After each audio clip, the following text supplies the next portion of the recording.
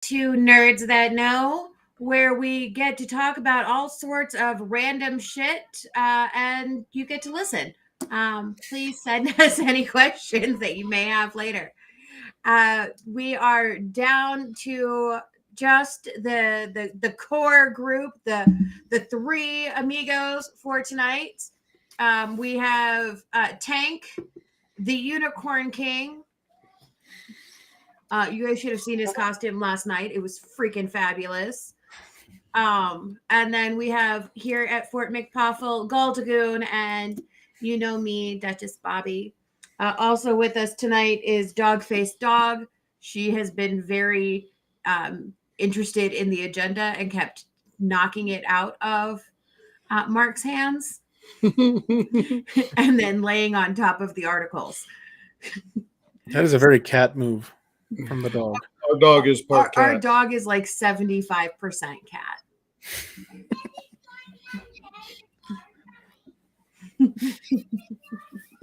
Yeah. So it is November 1st. For some people in the world, that means it is the first day of the Christmas season. For others, it's November. And we're going to at least let the turkey have a chance before we start celebrating the big fat man. However, in the Unicorn Kingdom, it is Christmas year round. Yeah. Has your wife started decorating yet? Not yet. We still have the Halloween decorations up at the moment, but I'm assuming that will change this weekend. Good Christ. I was watching people last night putting up Christmas decorations and taking down their Halloween decorations as they're answering the door. Unbelievable, bro. Give it a chance. So last night, Tank and I took 5 of the nibblings trick-or-treating, his 2 girls, and then my brother's 2 girls and his son. The 16-year-old went off and did her own thing. She's too cool to go trick-or-treating with the 4-year-old. But in fairness, she probably would have gone if it had just been us and the 4-year-old instead of her siblings. Right. But I digress. We saw some really awesome Halloween decorations while we were out and about yesterday down in Colorado Springs, to include some jump scares that freaked out the kids. And I have now promised the Unicorn Princess that she can have a giant stuffed spider as a Christmas present. Oh, I'm sure that's going over well at the Knoxville College of Collectibles Castle. So yeah, the arachnophobic voice that threatens to do bad things to Thanos is going to leave Thanos alone and start directing that energy towards me. But you know what? What good is being an aunt unless you can break the rules and make the kids go, a little bit crazy? Yeah, it has nothing to do with torturing your sibling at all. No, that is 98% of why I do it. Right. It's the same reason you guys got noise-making toys for them when they were littler, or the same reason I took Olivia for an extra hour of trick-or-treating last night. So it was so cold out. Half the houses we went to were like, it's cold. Do you just want the rest of the candy in the bowl so we can turn our light off? And she goes, yeah, okay. But she, all of the kids were great. Thank you, blah, blah. Olivia, have a terrifying night. Don't let the vampires bite. Hey, at least she's sticking with the theme. So, but because yesterday was Halloween, we have a brief rundown of what the top Halloween costumes were for this year. And this is just based on sales and like images that have been posted and whatnot. This has nothing to do with those super creative type of costumes. Our oldest niece on the southern side of the state. What is up? Sorry, I just got distracted. Your computer, it has a mouth. Yeah, no, the battery is expanding. Okay, cool. Yeah, I've been trying to deal with that, but yeah, here we are. Sorry, I just got real distracted. Went as a character from a book, so like it doesn't take into account all of the creativity with the different people who are doing stuff like that. But Mouth gone.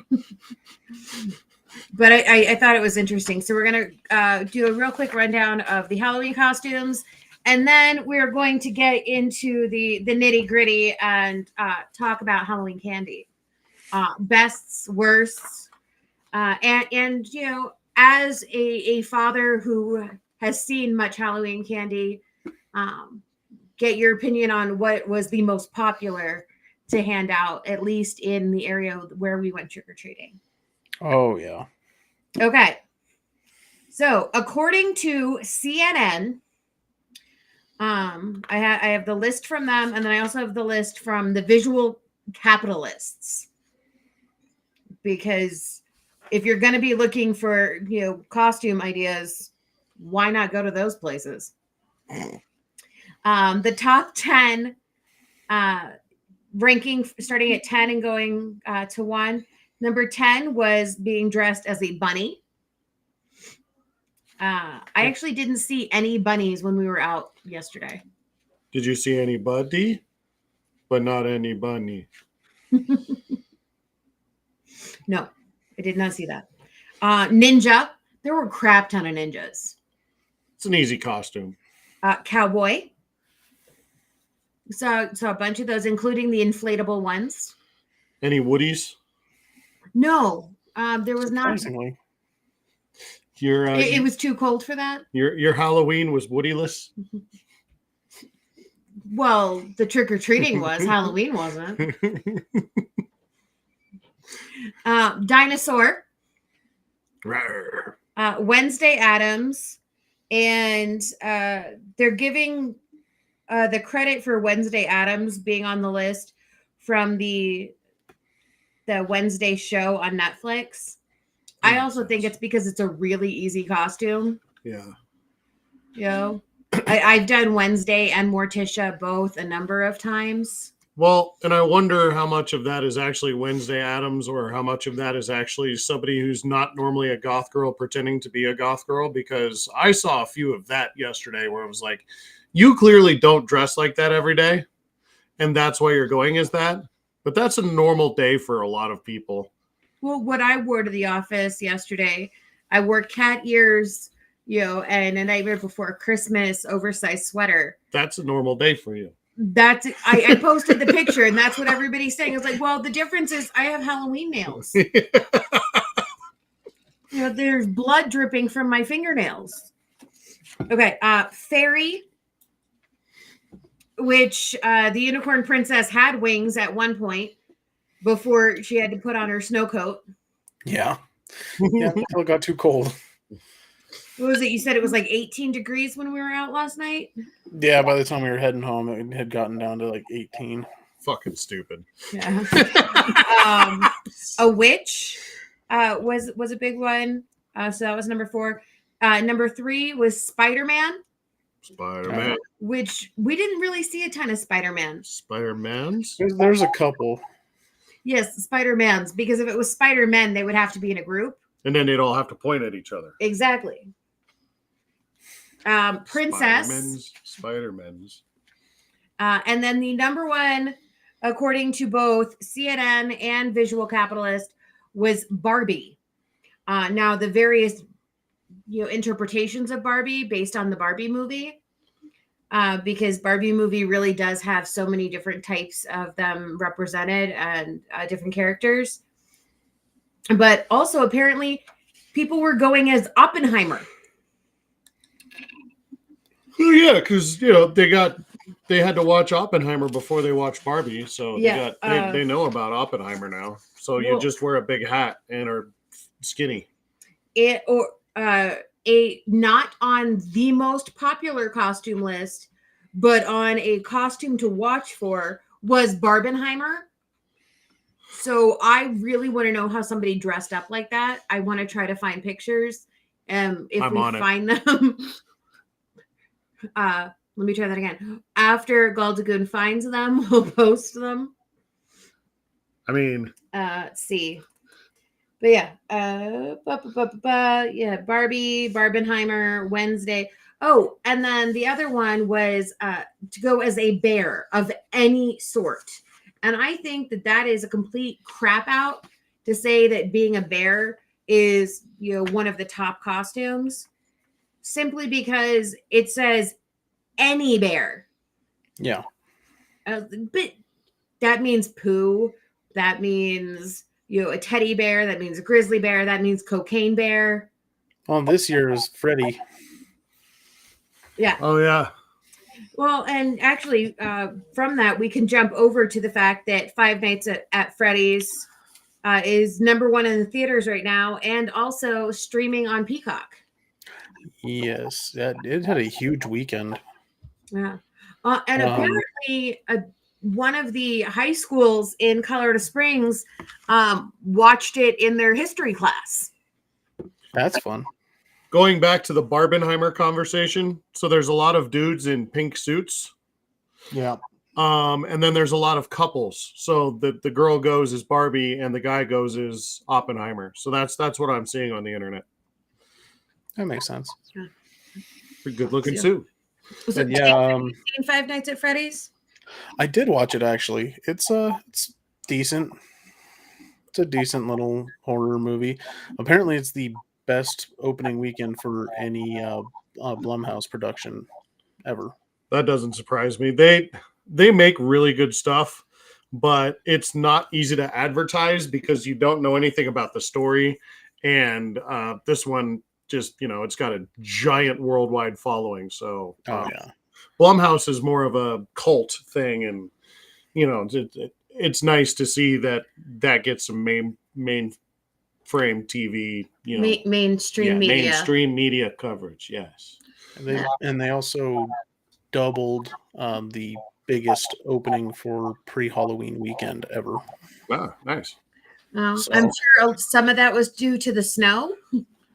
Probably a little bit. At least in our state. And, obviously that's not true for nationwide because not everywhere had a foot of snow over the weekend.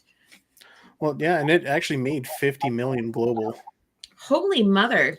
So it was huge. Good for that group, man. That is a crapshoot to try to do something like that. Good for them for, having a banger. Yeah, they made almost 130 opening weekend on a $20 million budget. So that's pretty awesome. So they've made the money back. Yeah.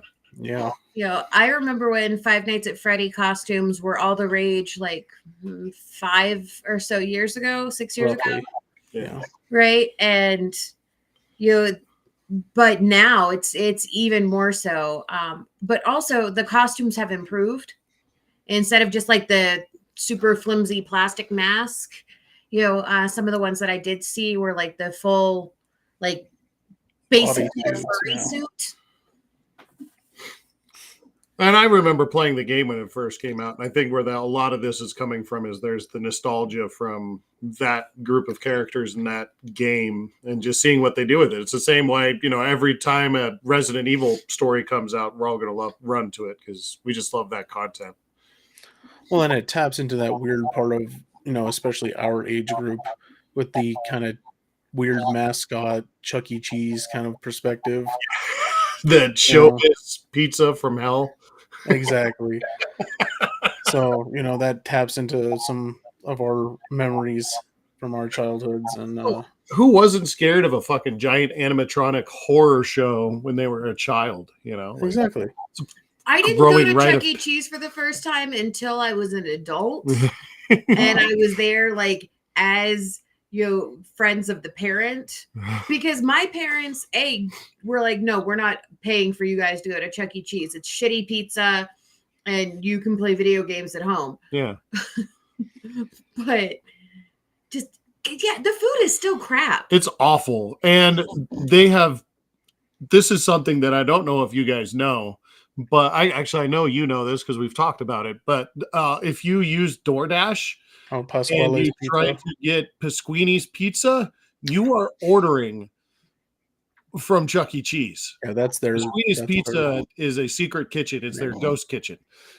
And Pasquini is worse Italian stereotype than Mario.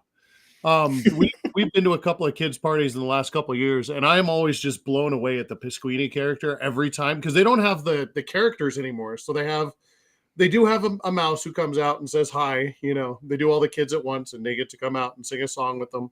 But there's no animatronic characters. Everything is either Video. yeah, well, it's all video, but it's all either a full mouse character or it's an animation or they're puppets like Sesame Street. And the Pasquini puppet is way worse than any Mario you've ever seen in your entire life. He is that much of an Italian stereotype. It's egregious and it's hilarious. Well, it's kind of reminiscent of the Swedish Chef, you know. Well, yeah. I was thinking, yes, Swedish Chef, but I was thinking it's almost on scale with like the more chilies machine. Right. So Swedish Chef was like 1970s, you know, and the Swedes love the Swedish Chef. I don't know if any Italians go and looking for Pasquini's pizza anytime soon. It's a different thing. Not really. And Pasquini seems to be a character that they have invented in the last decade. I don't remember it from when I was a kid, so I don't think so. I don't remember that. He's a very recent character. I wonder if they invented him just for the Ghost Kitchen and then just kept him around on the videos. Very possible. Talking a lot about Chuck E. Cheese. All right, so Five Nights at Freddy's, current #1 movie in theaters, but it's also streaming on Peacock. So go and check it out. Let us know what you think. That's the wild part is that they opened at the same time and they made a lot of money in theaters still. You know, I feel like having the option of watching something on streaming, you know, is definitely beneficial to the movie. But then you also like nothing at your home unless you're like super crazy rich and have your own home theater system is going to compare to going and watching the film in the theater, right? It's the reason that every couple of years, you know, you can go and find like E.T. showing at the theater or Jurassic Park, right? Because you get that experience, even though we've all seen those movies before. Right. And so something like Five Nights at Freddy's, maybe you watch it at home or in class, and then you're like, that was so cool. I want the full like jump scare experience. I want that, you know, that you only get in an actual theater. With the screen as big as 10 of my faces. Yes. It's bigger than that. At least.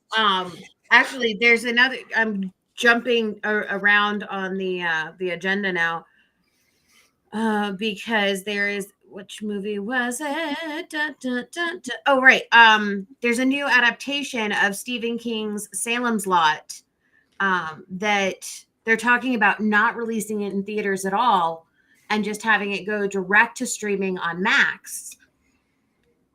But, you know, based on the success with Five Nights at Freddy's, you know, maybe it makes sense to release on streaming and, you know, to have it in the theaters, at least as a limited run.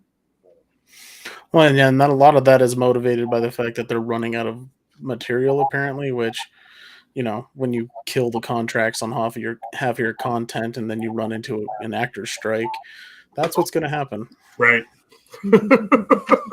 Suddenly in need of more stuff because they're running out of stuff because they don't have anybody to do stuff with. Yeah, and they killed half the stuff that they had. Right. So I mean, they have other stuff that's completely done and sitting in the can. But they can't do anything. Decide not to release. Yeah. Idiots. Now imagine if you would have, you know, had Batgirl. Fucking morons. I'm interested to see the Salem's Lot reboot. The first one was pretty good. Yeah, it looks like it's mostly the same story, but yeah. No, I would hope so. It's a book. That doesn't mean anything. Thank you. I was just going to say that. How many different versions of The Shining are there? Yeah, that's true. And let's just talk about Jurassic Park, shall we? Yeah. Yeah, they made 2 books into 6 movies. So there were 2 books. yeah, Neither one of those books matches up to the screenplay very well. no, neither does The Shining. Interestingly enough, Right? No, it's completely. It's closer to the comic book than it is the book. Let's see. Jumping around, since we're not going to follow the agenda anymore. Well, we can get back to the candy conversation. I don't know where we're going at this point. Nope. Oh! Round and round she goes. Okay. The reason that Fort McPaufel was a little bit late popping on to the computer tonight is we have caught up on season 2 of Loki. Yeah. So we are able to talk about current events for the current show currently. But not super current because spoilers. Right. We're in a week. That should be good enough. However, Mark and I have decided that OB is the best character and we love him. Yes, he is a very interesting character that seemingly knows way more than he should, but doesn't remember any of it until it's conveniently brought up. It's a very Doctor Who part of that story with the Ouroboros. And it just, the Ouroboros character is completely fulfilled with the Ouroboros in this story, who is Short Round from Indiana Jones. If you remember the Temple of Doom, he is Short Round.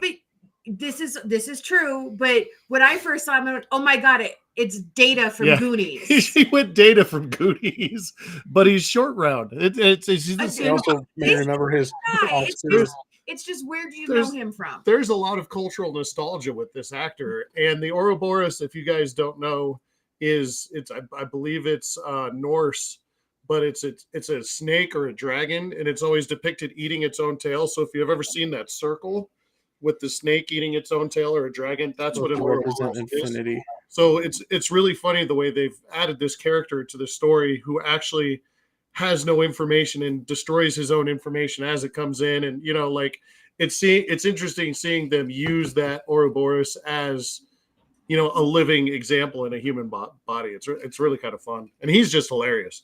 Guys, hilarious. There's a lot of Matt Smith Doctor Who stuff in this one, where he's like leaving himself clues in his own pockets and that kind of stuff. Oh yeah, that takes me back to like the Centurion and the Pandora's box thing. Yep, that whole thing, when they get all wibbly wobbly, timey-wimey. Now I'm completely getting it. It's such a Doctor Who thing. It's such a Stephen Moffat thing, really. Yeah. And speaking of Doctor Who, we've gotten release dates for what's happening with the 60th anniversary specials. And when we get to see David Tennant come back as the Doctor. As the 14th Doctor. Yes, before. And he has very, very specifically said he is not coming back as his original 10th Doctor. He is coming back as a new character, in a new interpretation. In the same body, which is hilarious. Well, and they hinted at that. We were talking about this episode last night. They hinted at that at the 50th, that's going to be something that happens as he revisits old faces. When he talks to Tom Baker in the moment where he's got the big painting, Tom Baker says, I could revisit some old faces and stuff like that, hinting at the possibility of even Tom Baker coming back as the Doctor at some point, Right, when they're all sitting around drinking their tea, talking about the fall of Gallifrey. Yeah. Well, and that's also a hint at what they ended up doing with Peter Capaldi's character, because Peter Capaldi had played another character in a previous series of Doctor Who, and then he ends up becoming the Doctor, and then you find out that's part of the story of why he chose this face, and that's part of the story. Well, that whole Pompeii story should have been revisited anyways, because you've got Peter Capaldi who ends up playing the Doctor, and let's not forget that a young Karen Gillan is in that story as well as somebody else. So She's not Amy Pond in that. She's one of the muses of the rock lava god. Of Vesuvius. Yeah, rock lava god. So I can get Ouroboros, but I can't remember fucking Vesuvius. My brain, man. How do I get those two? okay. So Doctor Who is actually going to be on Disney Plus, as well as on BBC. Yeah. Which I think is fantastic because we already pay for Disney Plus. Yeah. That's really, but we'll see. The Star Beast episode is coming Saturday, November 25th. I believe that is the Saturday after Thanksgiving. It is. It is. And then the following week after that, we'll have the episode of Wild Blue Yonder on December 2nd. And then The Giggle on December 9th. So all of these are premiering on Saturdays. Neil Patrick Harris is going to be there as the toy maker. So excited about I it. love that they're doing that. So excited about that. Yeah. And Russell T Davies is he wrote all three of these episodes, and so I'm really excited. One of the things that Mark and I paused on Doctor Who at the beginning of October, because I haven't seen all of Who. I've seen most of the Doctors, but only in like bits and pieces. I haven't watched it, all the way through. So right now we're at the Angels Take Manhattan. And so I've got to be in the right frame of mind for that episode, because that one is just fucking, it's gut wrenching. And so we've stopped because I haven't been in the right frame of mind, but we must carry on and get to somewhere so that, we can get through Matt Smith and stuff. But yeah, the Angels Take Manhattan is, wow. Yeah, I actually, over the last, on about the last month, I have watched all of the Modern Who, all the way through from Eccleston to the end of, oh God, why can't I remember her name? Jodie. Yes, Jodie. Thank you. Holy crap! To the end of her run, and there you definitely see a lot of ups and downs. But when you watch it as a complete story, kind of in order, there is narrative. Some stories that make more sense. Yeah, as you watch it through, and then you realize that it just proves that once Chibnall took over, the writing just suffered. And he's written some bad. beautiful episodes before that, but his story arc was just fucking dreadful. And his character development was just bad. Yeah, and it was unfortunate because you could see that she was an amazing doctor. If she would have been able to have better writing, yeah, the way that they were portraying that version of the doctor, she did an amazing job. But they just kept killing the interesting parts of the story by diluting it with just stupid writing, right, the whole time. And I've only seen a few of her episodes. Like I said, I've seen some of every Doctor, just not all of every Doctor. But she's I think that she really got the short end of the stick, especially being the only female Doctor. Yeah. She just kind of got screwed over. She got fucking harpooned bad by Chibnall. But I like who they've chosen for the next round of, or I guess he'll be the 15th Doctor. Yeah. Yeah, Nkute or whatever is that his name? Also interesting to note, we talked about this before we came on air. The writing staff and everybody at Creative is not calling this the 14th series. They are not calling it the 40th season of Doctor Who. They are calling it season 1. Yeah, it's kind of a resetting the timeline thing because of, honestly, it's probably a lot to do with the Timeless Child stuff that happened. Timeless Child stuff that they have to write their way out of. It is 100% the timeless child Which stuff. was just an absolute character assassination for the Doctor. Once Yes. you watch it all the way through for the second time, there's bits and pieces that I'm like, oh, this is actually kind of cool. I like a lot of the new bad guys that he brought up. He did a decent job of creating new bad guys, but every time they touched older stuff, Yeah. he tried to get too creative and tried to write his way into something more interesting. And it's like, you killed the story by doing what you did. You killed it. Why? Yeah. No. You've removed this from the Doctor Who universe and put it on a wall somewhere in some alternate universe. This is not Doctor Who anymore. Yeah. Now, for those who don't want to make it through the, it's like roughly 900 episodes of Doctor Who, to be prepared for what's happening at the end of this month, there is an article that we will link on the description of this video that basically says, hey, if you don't know Doctor Who, or there's somebody in your life who you'd like to get them into Doctor Who, these are the episodes, or these are the things to watch, because it does include some of the movies. And so my resident Whovian, who's actually even wearing his Doctor Who shirt, one of the many. I was going to say just one of them, but it's the knock one. Actually was reviewing the list. And so since you've just finished them all, Tank, I want to get your opinion. So episode one the first episode that it recommends is Rose from 2005. Which is the beginning of the Eccleston run. Yeah. Which is the modern return of the Doctor. Mm-hmm. Yeah, and we're dealing with the mannequins that are, the living plastic. The Christmas mannequins, yeah. Yeah.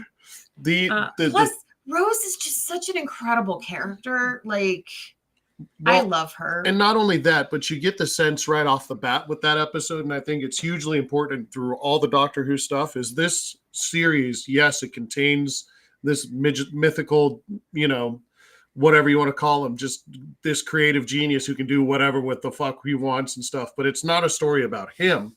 It's a story about the companion. And Rose frames that in the right way. It's like, all right, we've got a superhero here, but you're not learning everything through the superhero. We're putting you in the mindset of the character who is along with the superhero.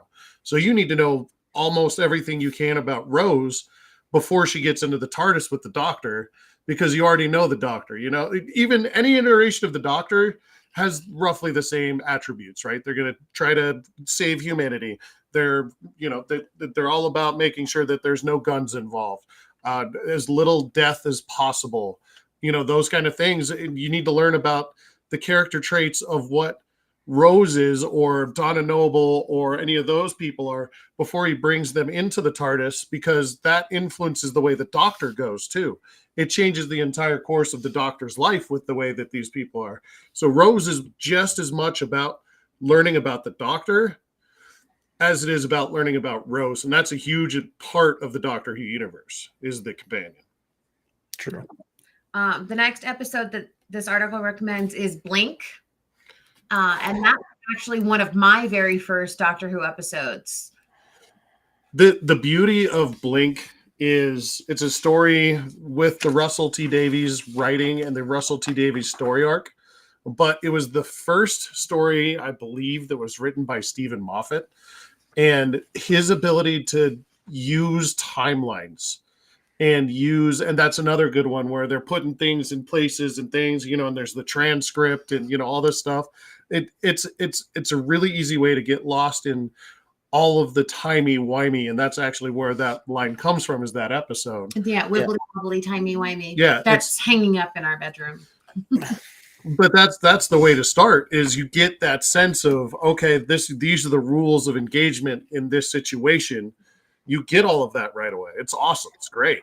Oh, and you're right. It's 100% indicative of Moffat's writing, because he does a lot of that. The essentially what's a bootstrap paradox, where you're building in this event can't take place unless all of these other things take place. But the only way these other things take place is if this whole thing is kind of a giant loop, essentially. Right. And yeah, he does that. Blink is a. I don't think it's a great starting point, but I think it's a great one-shot story. Like Yeah, the way and that the it whole arc, exists, it's a you great get story. the whole character arc of the two main characters throughout the whole thing. Yeah, It's not a story about the Doctor and Martha. It's a story about the what's her name, Nightingale or Nightingale. Yeah. and so you get that whole story, and then you meet the Doctor in several parts, and you figure things out. It's actually a Doctor Light story, to be honest, but it's fun. Oh yeah, it's an incredibly fun episode. Plus, then you have the angels who The are. Weeping Angels. Have you seen? Brutal monster. I cannot So convince good. my husband of this because he really loves the super obnoxious tree topper that we have. Mhm. But you can get the weeping angel as a Christmas angel to go on top of your tree, and his hands move. Oh, that's kind of horrifying, to be honest. Right? And I super want one. But somebody really enjoys having like the LED remote control to turn our house into a rave. Yeah, it's from the moment we put the tree up. It's an EDM show as soon as we turn the tree on in my house. No, the other thing that's beautiful about Stephen Moffat's writing, and I gush about him a little bit, he gets a little bit long-winded in the end when we're talking about Peter Capaldi and Souffle Girl. Even the end of the Matt Smith run gets a little. Yeah, well, because it becomes too much about the companion saving everybody instead of the companion story. It becomes now I can't remember her name. The Souffle He Girl. gets a little obsessive with River. Nah, River's not the problem. The And problem is gosh, what's her name? Now I can't think of her name. Clara. Clara, yeah, okay. Clara Oswald. I don't know Souffle her Girl. yet. Souffle Girl. Oh. Not Souffle Girl. She was inside the Dalek. Into the Dalek. Yeah. You've seen that. Yes. Okay.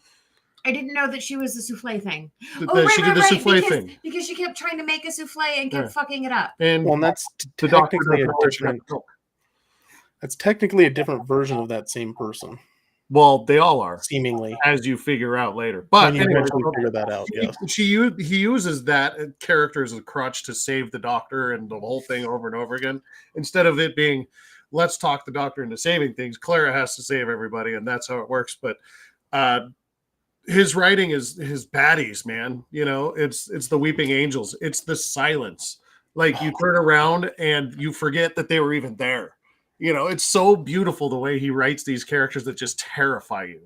The Minotaur and the rooms in the Minotaur. It's just great. It's great stuff. Great stuff. Yeah, I actually don't mind when he becomes somewhat focused on Clara. I actually don't mind that as much as some of the focus on River, because there's something weird happening with the River stuff. But with the Clara, it's based on the version of the Doctor that Capaldi's playing, which is he is completely disconnected from the human perspective at that point. And he is 100% logic driven. He is 100%. He's a little less caring at that point. And Clara kind of has to let him know, it's like, no, it's okay to be human.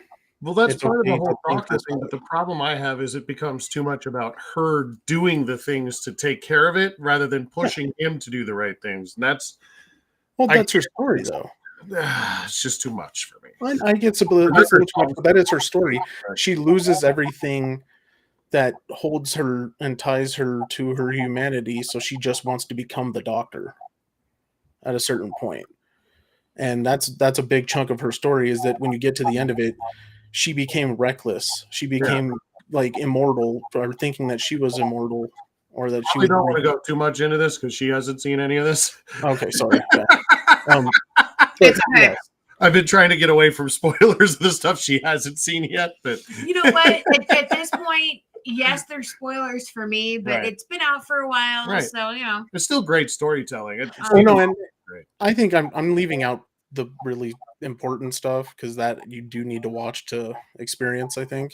Yeah. But each Doctor has their own kind of things. Like my favorite one is Tenant's Doctor, and that's because he is so damaged by the what?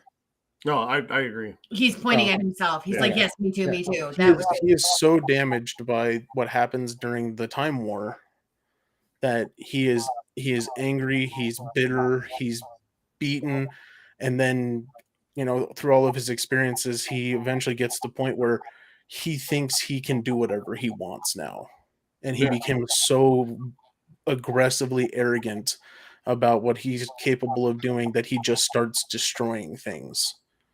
And it's just that huge, that big lift into a massive downfall. I love that whole arc of his Right. story. Right. just jumping off a little bit. There is available on YouTube, Much Ado About Nothing. Oh yes. David Tennant and Catherine Tate. Thank you, Catherine Tate. I couldn't remember her last name. It is worth it. It is We absolutely laughed worth so it. hard, like my core muscles hurt. It was so beautifully done. Now it's I think 8 or 9 years old is this production, but it is absolutely fabulous. The chemistry between those two. She's Beatrice, he's Benedict, and it's And not only that, they didn't steal the show. Everybody else in it was just as good. yeah, everybody carried them, their own weight. Like it wasn't, when Catherine Tate or David Tennant was on stage, you couldn't not watch them. Everybody, like I would have to watch this a bunch more times, I think. The way they shot it too was very cinematic, and then the stage production was elevated. It was really kind of cool. They just said, they use the turntable very well in I'll put that link on this description as well, because it was great. As Dame Judi Dench says, we all have Shakespeare in our heads at all times. And I'm paraphrasing her because nobody can use her exact words other than her, as far as I'm concerned. But Much Ado has always been my favorite rom-com. And their production of it was absolutely fantastic. Mm-hmm. So, okay. I don't want to go any more into all of the various things that are happening with Doctor Who, because over the next couple of months, that is going to be a big topic for discussion. Just because we're getting Doctor Who back. We are going to try to get Mama Sue to watch more than one episode of Doctor Who, because all she's seen so far is the Van Gogh episode.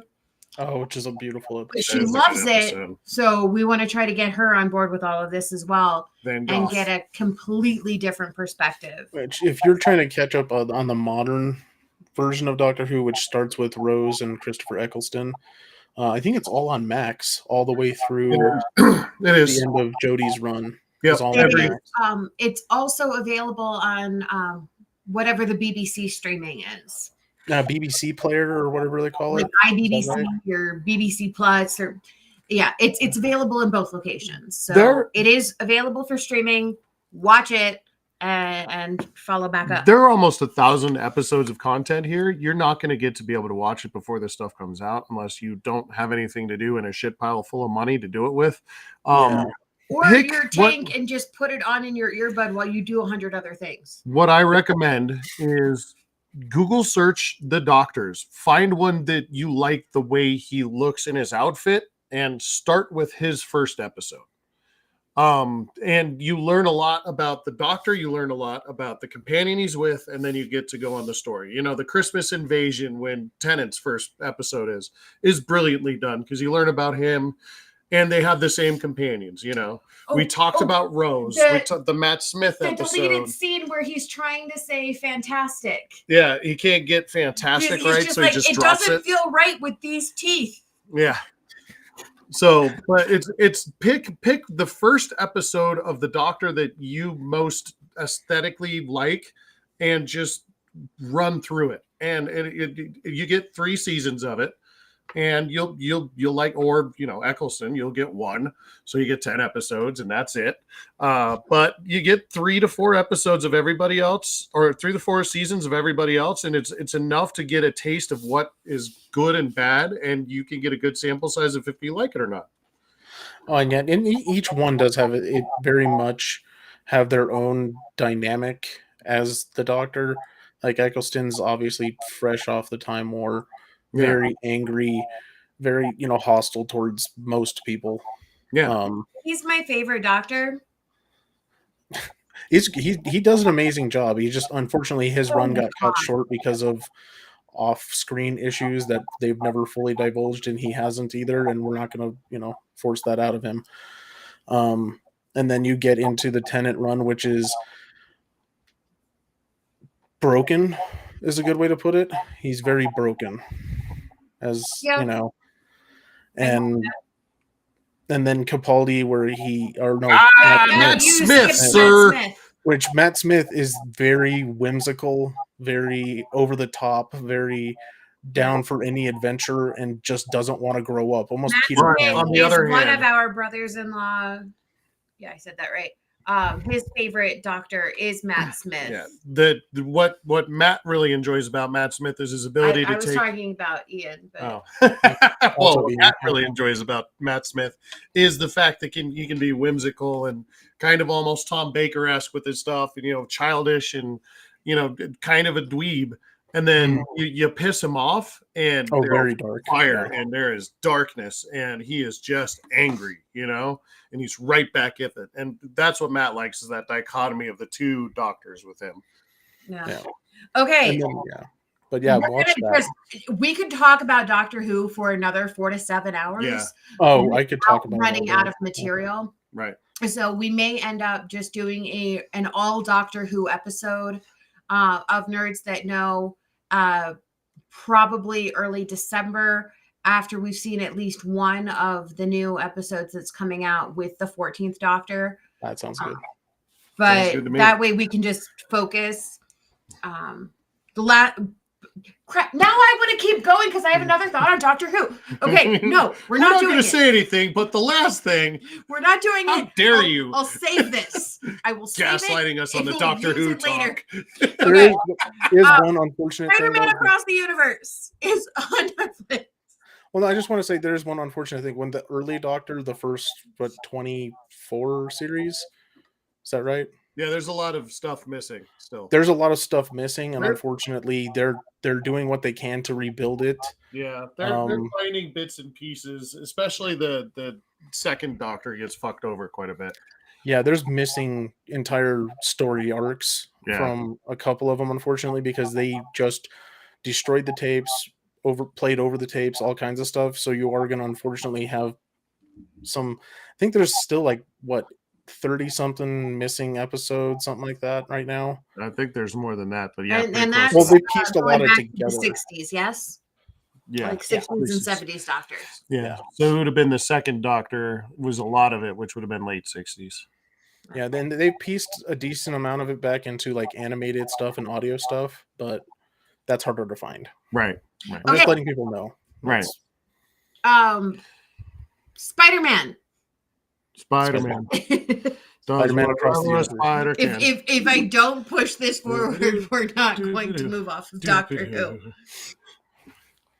Okay, so Spider-Man Across the Universe is on Netflix now for all of you Spider fans that didn't go see it in the movie theaters and all that stuff.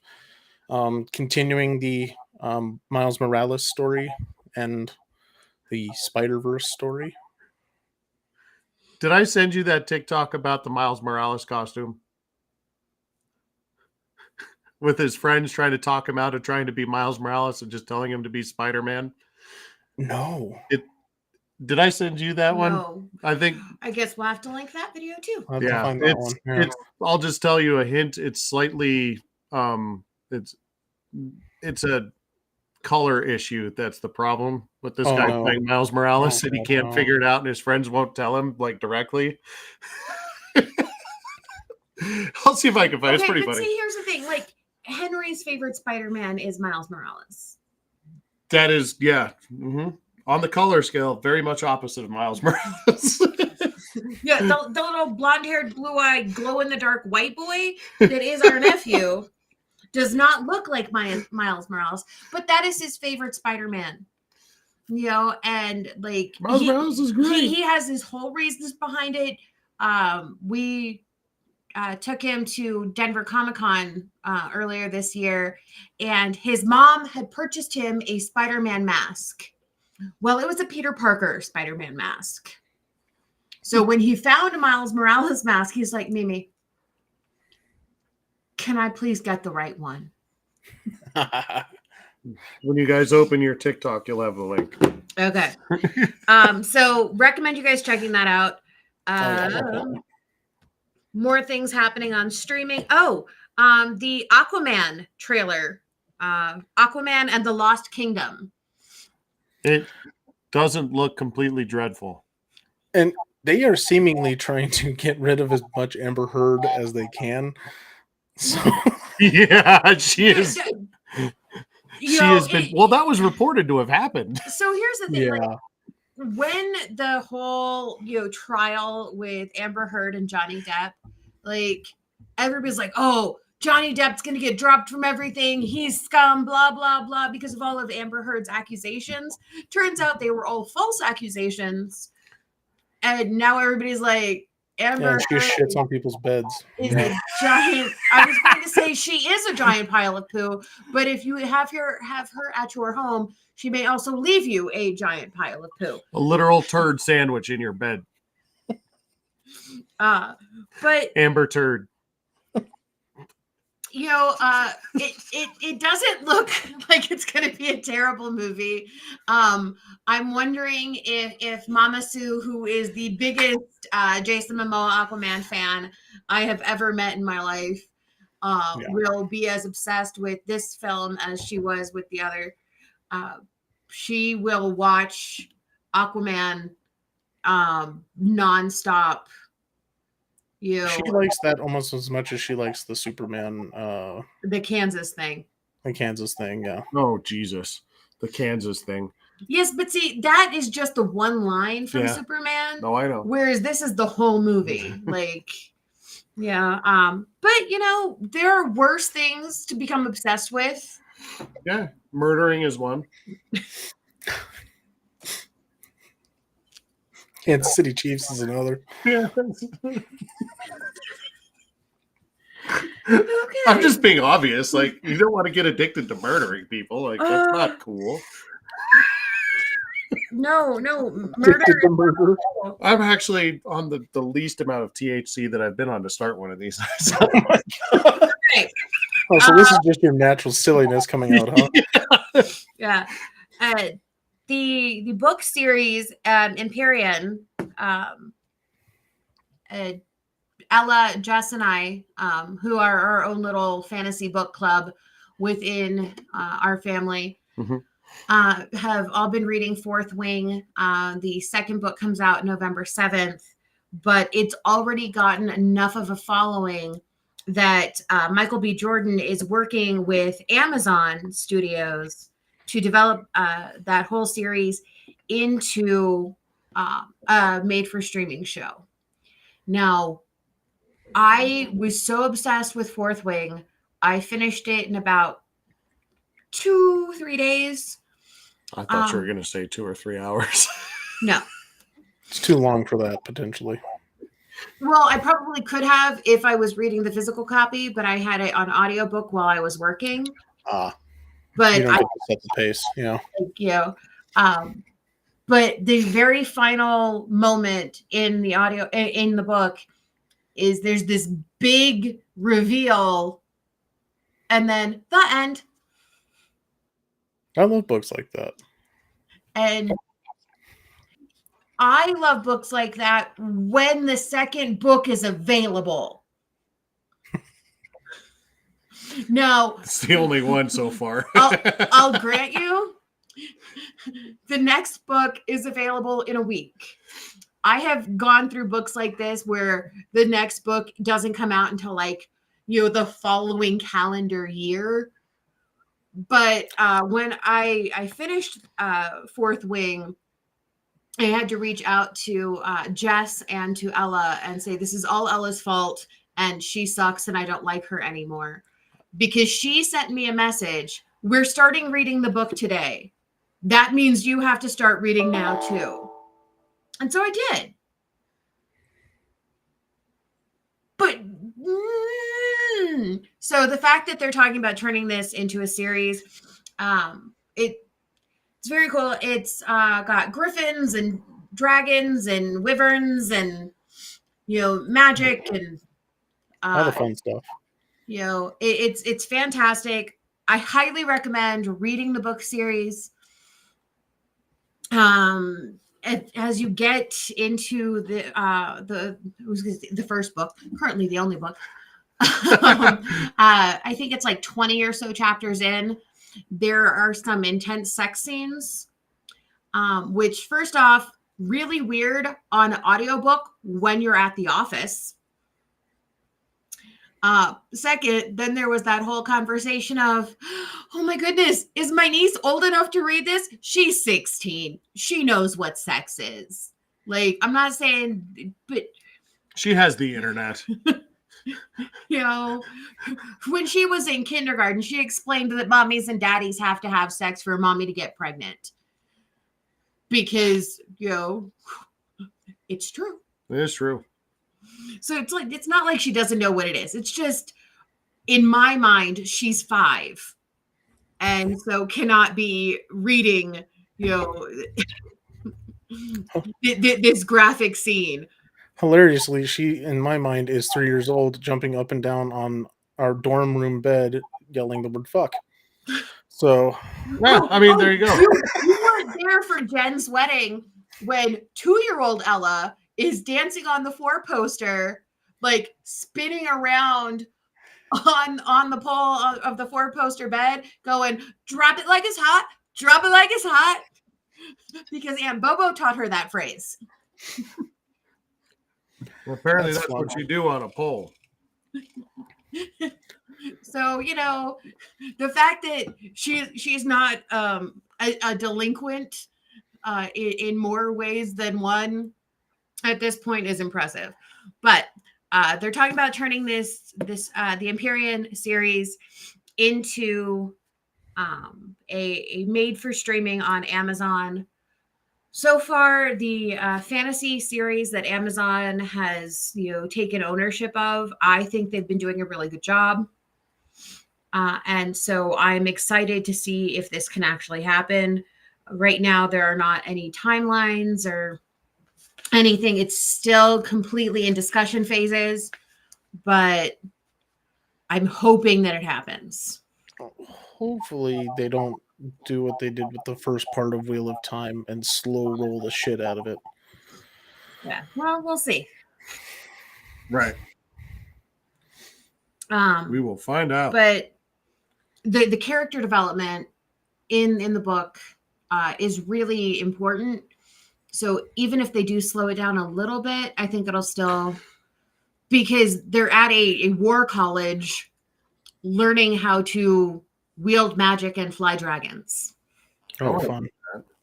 Like that is the whole premise. That's what I want. The main character, our protagonist, is 20. So when Harry Potter goes to war? Ish. But the only way they can use magic is by channeling the magic through their dragons. So unless you have a bonded dragon, you don't have access to magic. So kind of How to Train Your Dragon also? Yes. That's pretty cool, actually. I want to read that. And it's also a little Hunger Games-esque because there's a lot of like, hey, you're weaker than me. I don't want the dragon to choose, because the dragons are the ones who choose who they bond with, right? The human doesn't get to choose their dragon. The dragon chooses their human. Makes sense.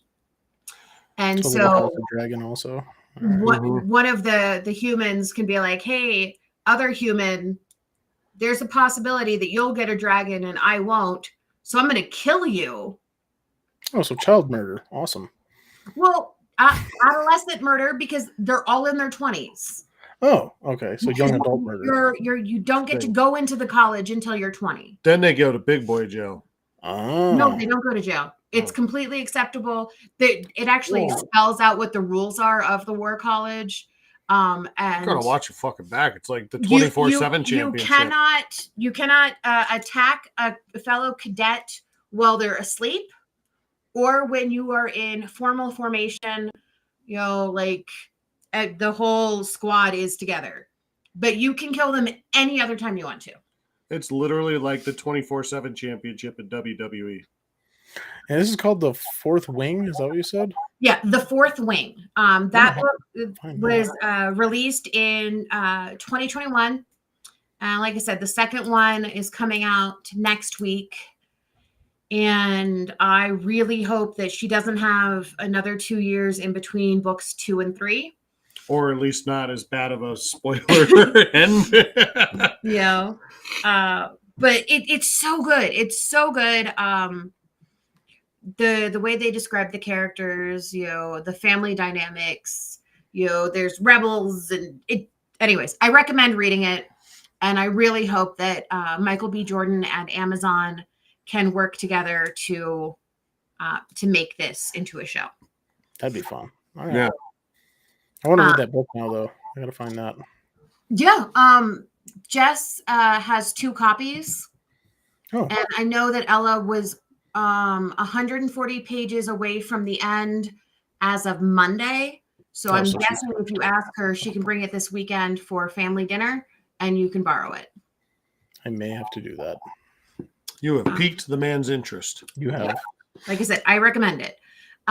Speaking of absolutely nothing related, but going with for streaming TV shows, Stranger Things is one that we've all very much enjoyed. We're waiting for the next season to come out, although very confused as to how they're going to make that work because the actors have aged so much.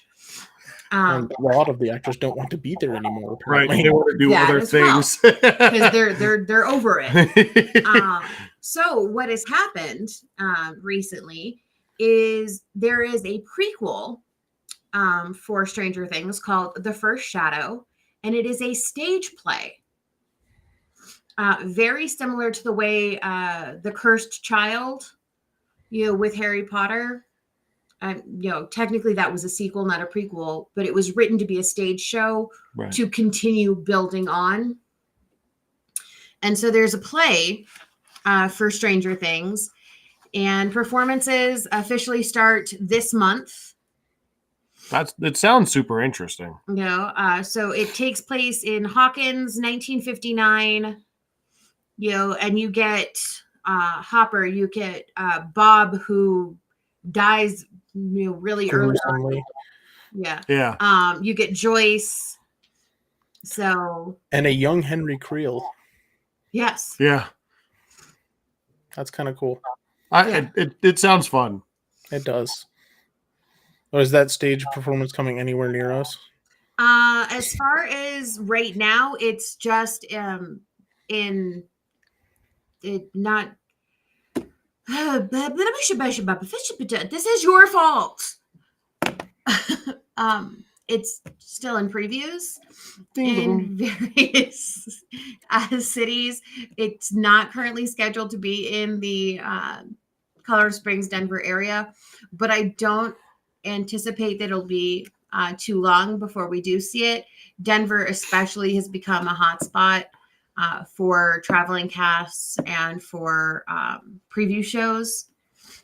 So we're not quite Chicago level yet, but we're definitely right up there with Boston. Tony Award winners will come with the traveling cast to do an appearance here for us. Like Max, special guest. Let's see. Matt's not here to drink tequila about it. You're just the 16th Doctor in disguise, aren't you? Matt? You. Me? Could be. I've also been accused today of being Loki. So, I mean, that's right. Yeah. I was actually thinking the fact that Loki also has a wee bit of a widow's peak and has the long hair. Yeah. We could totally cosplay you as like a variant of Loki. Oh, yeah. Because you're not allowed to shave your face. The one time I did that, the dog barked at me. And so did the wife. So we don't do that anymore. He kept trying to get the sides even and then just came out with a naked face. What did you do? I don't know. Okay. Also, New York Comic Con, Marvel Comics announced a new Star Wars series. So Yes, where did I several. have that? They have several comic series coming out. One of them is going to be focused on Admiral Thrawn. There's going to be a mini series focused on Mace Windu. Which I'm super excited about that one. That I want to read. Yeah, Bounty Hunters is always great, man. I do like yeah, they're Bounty doing Hunters. a bounty hunter series with Jango Fett. Well, they're doing another one that's just Bounty Hunters. Yep. So the Bounty Hunters is interesting to me because they've actually had a few really good authorized spin-offs in novel form about the bounty hunters, like IG-88 and Bosk and all those guys. And this And one's even focused on Vance, I think. and they even go into Boba Fett and just kind of his devolvement in the in Sarlacc. So you get some of that stuff. But yeah, I'm really interested in that stuff. And then the Jango Fett stuff as well. If you're interested at all in getting some reviews from a diehard Star Wars fan who has read almost all of the authorized and unauthorized novels, check out Lola Fett on TikTok or basically any other form of social media, because she will read them and then she'll give you her complete fan perspective, especially when you're getting to the bounty hunters and to the Sith. Yeah. Because like the darker, the better. So highly recommend checking her out because I have not read those books, but she'll give you all of the ins and outs as to what the Star Wars novels and which ones to read and when. And why. Yeah. All right. Last thing before we get into candy, and that is Disney is hemorrhaging money. We all know this. Basically, the writer's strike and the actor's strike, plus all of the legal crap that was happening in Florida. So they're trying to figure out ways to get fans excited again, bring people back in. And one of the things that's currently being batted around is bringing back the original Avengers cast as themselves. So bringing back Robert Downey Jr. as Iron Man, Scarlett Johansson as Black Widow, so on and so forth. They don't know how. Well, with the time variance things that are happening now, they could easily bring in variant versions of those characters. Yeah, but also, like Mark Ruffalo, at Jeremy Renner, Chris Hemsworth, Chris Evans, like they're all doing other shit. Do they want to do this? Like Scarlett Johansson has had public feuds with Disney several times. Does she want even to come back to do this? That's the big question. Here, it says right here. The big question is, would the actors even want to come back now? Maybe if Marvel offered them an amount of money they can't refuse. Yeah. I mean, RDJ, I think, would come back just because he just likes playing Iron Man, I think. Yeah. And Hemsworth is still part of the universe because there's supposed to be another Thor movie coming up. Yeah. But the other ones. Mark Ruffalo's still really big part of it. He says he wants to do more. So Jeremy those Renner two will be easy. Jeremy Renner can't walk yet, I don't think. So right, from his accident. Yeah. Chris Evans. I believe he said he has no interest in returning because he handed the mantle over to Anthony Mackie. So right. That was that whole no, I don't think I will thing. He was done. So we'll see. But that is, like I said, right now just in discussions. But something that Disney is kicking around is to see what it would take to get some of those folks to come back and reprise their roles. My brain is so stupid. Okay. You said the words "just in discussions," and I invented a new man in my head named Justin Discussions. Who's first cousins with Justin Waterfalls or Jason Waterfalls. There you go. But don't go, Jason Waterfalls. Don't do it, Jason. Just in discussions.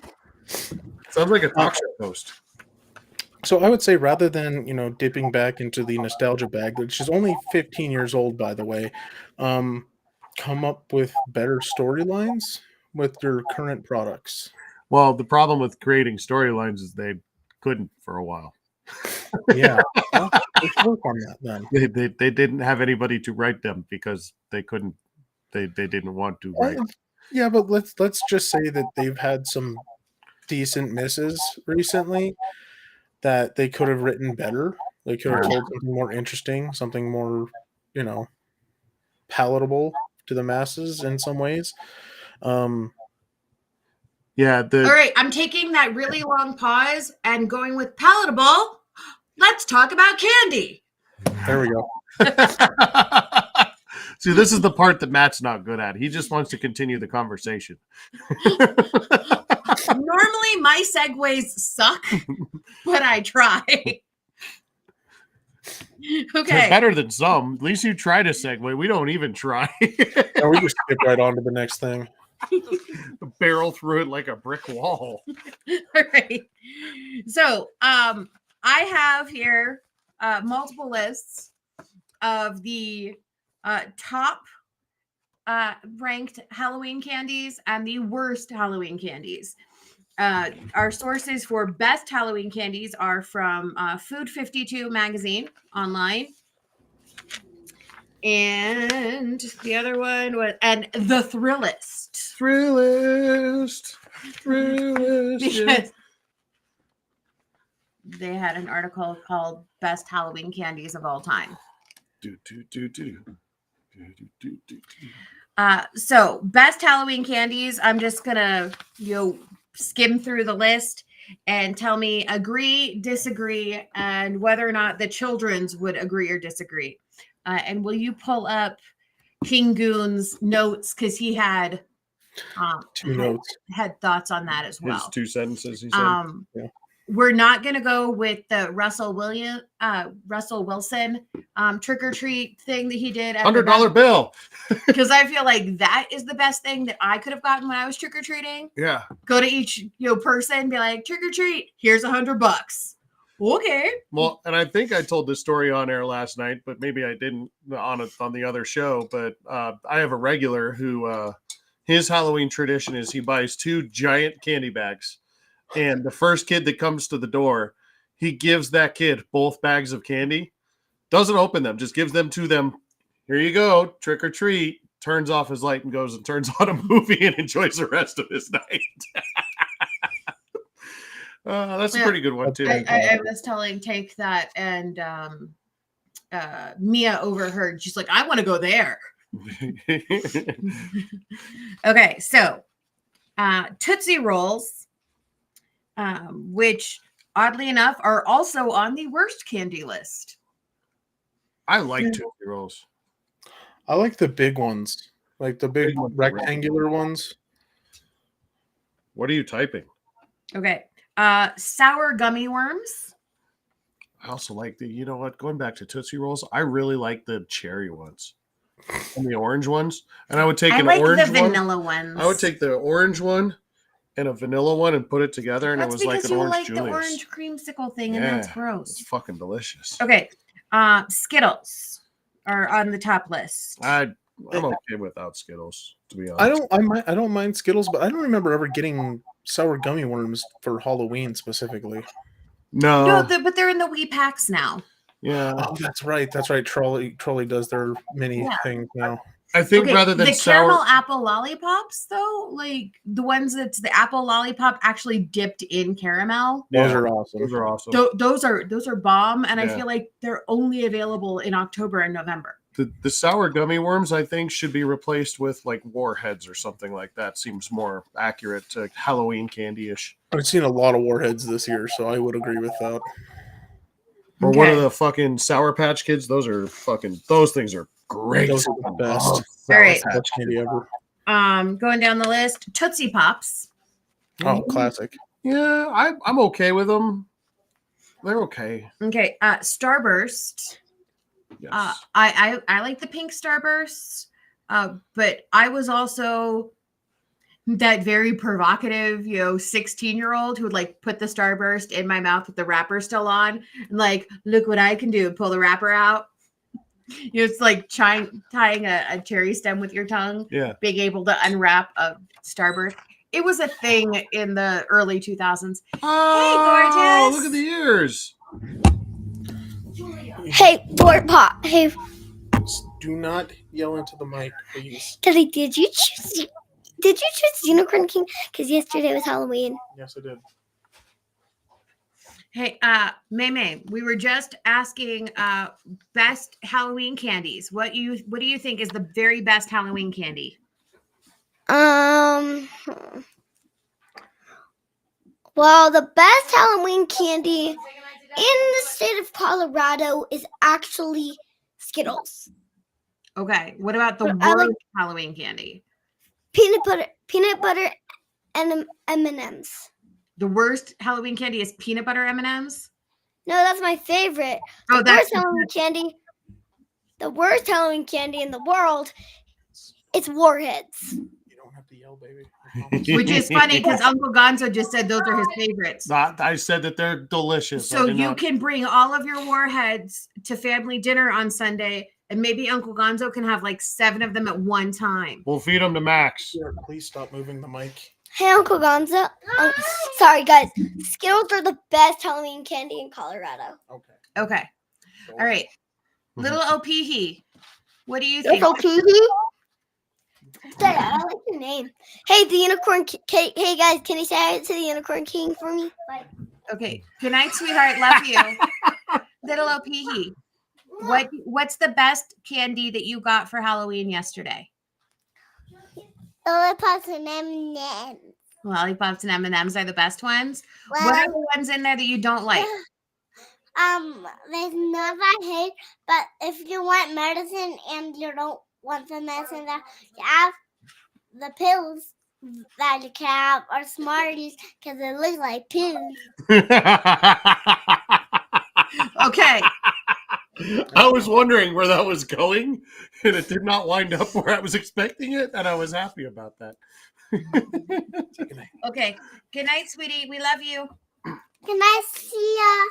Good night. Love you. I don't know where she was going with the pills thing, but I'm glad I wound up with Smarties. Yeah, I didn't know where she was going either when she started talking about medicine. I was like, this could go really badly. Yesterday, we, Tank and I took his girls trick-or-treating as well as some of the other nibblings. And there was one house where Jula got a handful of Smarties. She got 10 packs of Smarties from one person. And the reason I know this is because she comes over with the handful and she counts them one at a time and puts the packages of Smarties into her trick-or-treat bag and then goes running back up to the house to say thank you 10 times. Because that was the number of pieces they gave her. So they deserve to thank you for every piece. Hey, she's being sweet in an irritating way. Yeah. Okay. Still on the best candies. Snickers, Kit Kat. Snickers is delicious. Snickers, cups. Especially if you go with the Snickers jack-o'-lanterns. Those are the best. Oh, yeah. I forgot about those. Those are so good. And then the Reese's in the different shapes. Like skulls, the Reese's pumpkins or the Reese's Christmas trees. Jesus Christ. The Reese's Christmas trees are Steph's favorite. Oh, between those and those fucking Russell Stover marshmallow trees, I could eat a whole fucking mountain of that shit. Well, and one that I didn't see them this year, but I did see them last year was the Butterfinger skulls. Oh, yeah. Butterfingers. That is missing on this list. Butterfinger is delicious. Okay, well, we're still working through it. But there's some other stuff missing that I know is coming up. Also, Hershey's bars, Twix, Twizzlers, M&Ms, and Mounds candy bars. On the top list, we also have Smarties because apparently you can take those instead of medicine. Yep. We have these here. Churro Kit Kats, yeah. Oh my God, it's so good. They're so good, yeah. Okay, Airheads, Jolly Ranchers. There were a lot of Jolly Ranchers yesterday. I Yes. don't like the hard Jolly Ranchers. I love the gummies. I love the flavor of it. I just don't like the hard candy. Yeah. Runts is on the best Halloween candies list, and I think no, because the nasty banana ones. Fake banana, Which is bad. those are just they don't taste like they taste like sugar and artificial flavoring, which is what they are, but Right. it tastes like that. They taste like what they are. Okay, blow pops are on the list. Blow pops are good. Whoppers, which are Mama Sue's favorite candy of all time. You know That's one what? of Julia's favorites too. That is actually Milty's too. Milty's favorite candy as well as the malted milk balls. I know, because we got them Christmas stockings for all 4 of the parentals last year. That's right. And it was multiple boxes of Whoppers. Okay, Milk Duds. Well, it's because Milty couldn't have anything else at that point.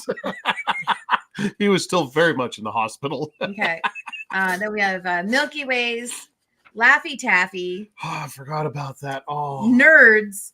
But see, here's what this particular person wrote about Nerds. Nerds are just little crunchy sugar boogers with a slight hint of fruity flavor. Accurate. accurate. You I do know? like nerds though. All right. Skittles, Paydays. Oh, the Haribo gummies, which have their own category as opposed to the rest of the gummies. Mm-hmm. They're much better. Junior Mints, yes, they are. They're way, way better. Twizzlers, Baby Ruth, M&Ms. The flavored Tootsie Rolls are on a separate list than the regular Tootsie Rolls. Heath Bar, Starbursts, Reese's Pieces, Nestle Crunch, Mr. Good Bar, 100 Grand, Butterfinger, Kit Kat, Snickers, Twix, Peanut Butter Cups, and plain Hershey's bars. All of those are delicious.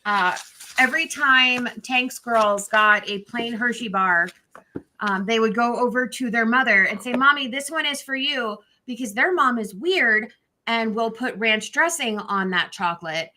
And so the girls have decided that they're going to save their plain chocolate bars for their mother to be able to eat with ranch dressing. Weirdly enough, she likes the cookies and cream ones with ranch even more.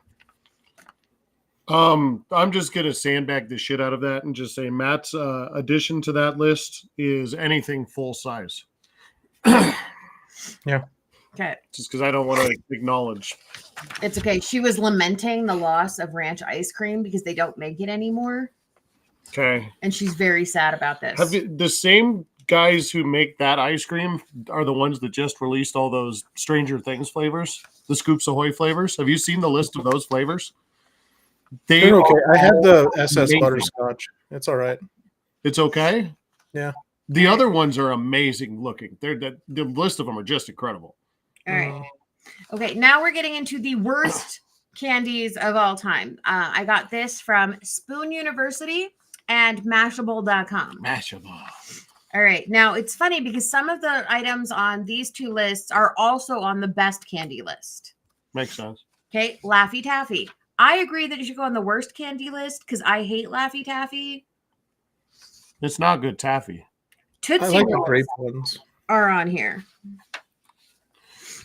Tootsie Rolls are great. Raisinets. I personally enjoy Raisinets, but That's Dad's favorite. yeah. I have no But problem with raisins. Matt also said the worst thing to get in a Halloween treat are raisins. That Plain raisins is give out terrible. raisins. When we were stationed in Hawaii, one of the houses, because we lived next to all of the doctors, we were right next to the hospital. And so, like, one of the local dentists would give out a king size candy bar with a toothbrush taped to it. That's a good move. Yeah, absolutely. And he was just like, "You're gonna need to change your toothbrush anyway. That's Here great. you go." Yeah. I used to hate it when I got a toothbrush in my fucking shit. Yes, but I only taped did to that a once. king size candy bar, Yeah, that it makes- doesn't matter. That makes it much better. Okay. Dots, I love dots. everlasting gobstoppers. So honestly, I think that this person started their list with one of those fun play bags that you can get at King Supers, the ones that you can take Child play. Yeah, the child's play. Yeah, and the stuff that you can take to a game because none of it melts. And I think that's the glory of this stuff is none of it gets too hot, none of it gets too cold, really. You can eat it at any temperature. Dots are great. I agree. I enjoy dots. Okay, I will absolutely agree with this next one on the list, and that's Double Bubble, because it's hard as hell, and you can only chew it for like 30 seconds before it loses all flavor. Yeah. Now, you can get really fantastic big bubbles out of it, but then you have to like, my secret when I was, chewing all of the Double Bubble, Halloween candy was like save the chiclets. And as soon as the Double Bubble flavor was gone, add like one chiclet, because a single chiclet isn't enough to do anything, but it gives your gum new flavor. There you go. That's pretty smart. You skipped a big one on the list. From a gum chewer's perspective. You skipped. Right. I skipped candy corn. You skipped red vines too. Well, that's because it's wrong, and red vines should not be on the list. Yeah, red vines are crap. The candy corn is there, and I think candy corn gets kind of a bad rap. Oh, that's one of Steph's favorites. I love candy corn. She buys those big bags with the pumpkins and shit in it. Oh, the pumpkins are so good. Yeah. One of the ones on here that I think is unfair is the Good and Plenty. Now, here's the thing. You either love black licorice or you hate black licorice. There is none of this like, oh, it's okay, I guess. It sucks. Like you are one or the other. You cannot be in the middle. Both of our mothers enjoy black licorice. Oh yeah. Yeah. We have actually found a place that does a salted black licorice. Oh, it's so good. And if you are ever on Mama Sue's bad side, which won't happen for you. Yeah. Number 2. 3. but pass this information on to your wife. If she's looking to get a bump up on the list. There you go. Because she can't get any higher than where she is. Well, that's true. Yeah, the bump up is over your wife. That's what the bump up is. And that ain't going nowhere. Anyways, the salted black licorice makes me very happy. Okay, circus peanuts. I will say circus peanuts are just basically plastic flavored air. Yeah, it's styrofoam. They're banana flavored. Did you know they're be banana flavored? No. I learned that because they were. I was watching one of those how they're made, and I'm like, all right, I need to see what this shit is made of. And they're like, just so you know, the flavoring on this is actually supposed to be banana. It's supposed to be a banana flavored fucking peanut, and it's just an awful marshmallow, is what it is. Okay. Made out of styrofoam, basically. Yes. Mm-hmm. Necco wafers. I like Necco wafers. I do not. It's a nostalgic thing. You just like candy, dude. I like everything, to be honest. Necco wafers help if you can't find Tums. Yeah, they're great because they're made out of the same thing. Yeah, it's calcium carbonate. Calcium carbonate. It's talc. Talc and sugar. Okay, Smarties are on this list, but nobody tell Julia. If you're in a bind and you can't find any fucking powder and you get a little bit of chafage, just crunch out some Necco wafers and throw it in your drawer. You're just telling people to crush up candy and throw it on their crotch right now? Is that what you're doing? It's the same. That is how you get infections. Yeah, that's how you get infections. I'm pretty sure that sugar is going to work against whatever the dog's doing. Just don't do it. You know what? We're going to just sandbag that shit and move on. Okay, candy buttons. And I agree. First off, I don't think candy buttons are a Halloween candy. But I agree that candy buttons are basically a way for you to eat sugar and paper at the same time. Yeah. It's barely even a candy at this point. There's not a lot of places that sell candy buttons anymore. The only time you can still buy like rolls of candy buttons. And like at like Party City. Candy. The only place I've ever actually, and this is the only memory I have associated with any kind of candy buttons, was I remember getting them one time when we left Casa Bonita. And so that's what I don't think of Halloween. I think about Casa Bonita. Yeah. All right. Here's one on the list that I know my husband will disagree with, and that is hot tamales. The note: they're little evil Mike and Ikes and do not deserve the title of candy. I Okay, love but hot tamales. I do have a small problem with hot tamales, and the reason being is because of my love of cinnamon flavored candy became my obsession over Fireball. And that's one of the reasons why when Mark was still drinking, they thought he was diabetic because he was chugging Fireball because of the cinnamon flavor. And That's usually not a good combination. Yeah. no. And then they put me on metformin, and that's not a good 3 combination. So yeah, I can't really do the cinnamon candy anymore unless it's the big sugary bears. That's Those the best one though, with the awesome. giant bears. Yeah, you get them at like Sprouts, man. Get a bag of them at Sprouts. They're fucking awesome. Sometimes Yeah. you can get the ones that are covered in chocolate too. Have you ever had Chocolate them? cinnamon bears. Yep. Fucking so good, man. I agree with that 100%. Chocolate cinnamon bears are fantastic. They're so underrated, man. All right. Continuing down the crap candy list, candy necklaces. Now, I'll agree with that. here's the I thing. hate 'em. Candy necklaces don't really taste good. You just basically wear them so you can go up and be like, "Do you want to bite on my necklace?" But there are a couple of adult stores in the area that you can buy a candy necklace lingerie set. Or underwear. The whole thing, like the string thong, the bra top. And I know this not because I have worn any of those things, but I have gone to parties and seen other people wearing those. So eating candy out of someone's ass? Is that what we're Yeah. talking about right now? Yes, or I had- off their boobs. I had to tell my friend one time that he shouldn't eat the whole edible underwear, and he was like, "Why?" And I was like, "Just eat it and find out, bud. Just eat the whole thing. Just eat the whole fucking thing." And he came back to me the next day, and he was like, "You're an asshole." I was like, "I tried to warn you, and you had And to that's question the it." reason. Yeah, you had to question it. So I just said, "You know what? Never mind. Discover it for yourself, you fucking piece of shit." That is an unfortunate. Yeah. No, it's not. He's an idiot. With any candy that touches against your skin, you're gonna end up sticky and gross, and all the edible underwear is basically a fruit roll up. Yeah, which is being plastered to someone's butthole. So Hard think pass about that on when you're something eating that it. you like grab one candy from, and then like you just have like a rainbow from your lip all the way to your fucking like almost down to your nipple because you let the saliva drip all the way down to that candy Okay, necklace. first off, that's disgusting, and second, apparently cleavage is no longer cleavage; it is now your boobs butt crack. So saith our 10-year-old niece. Boob crack, yeah. No, not boob It's a crack, boob butt not crack. cleavage.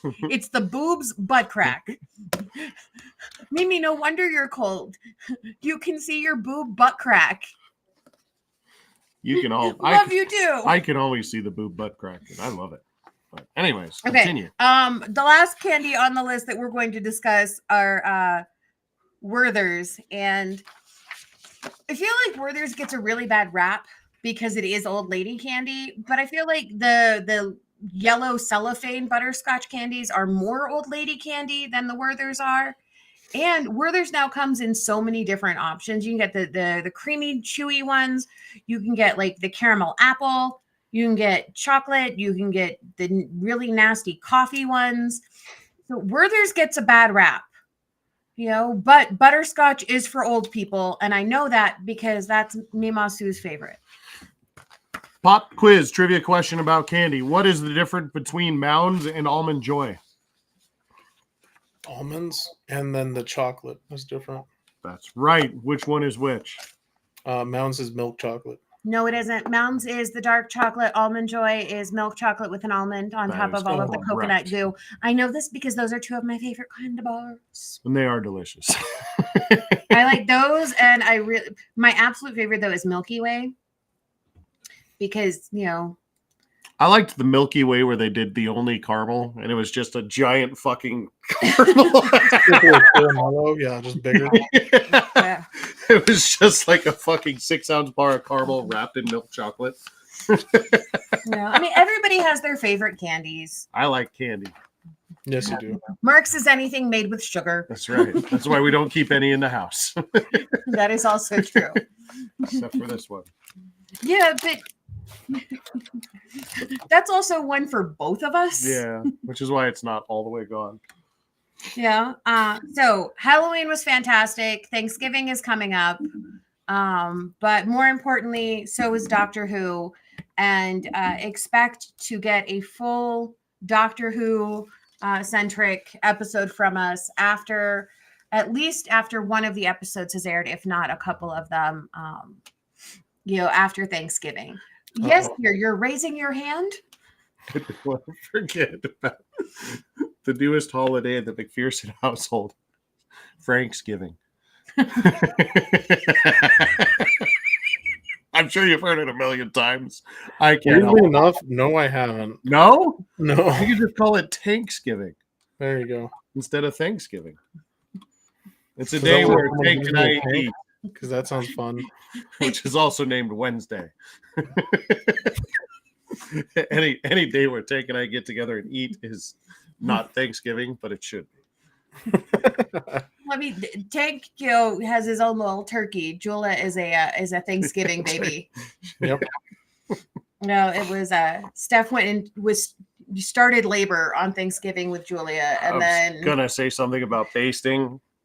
Oh, and on that note, ladies and gentlemen, please remember, muzzle your husbands, use a ball gag if you have to, and have an amazing November. We'll be back next week with the Idiot Goons and all sorts of sports things.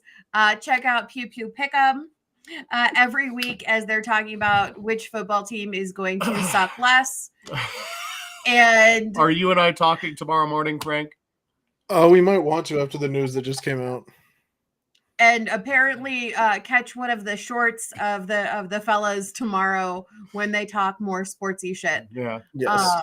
We are done for tonight, and we will have much more going on between now and the end of the year. And we'll talk to you guys later.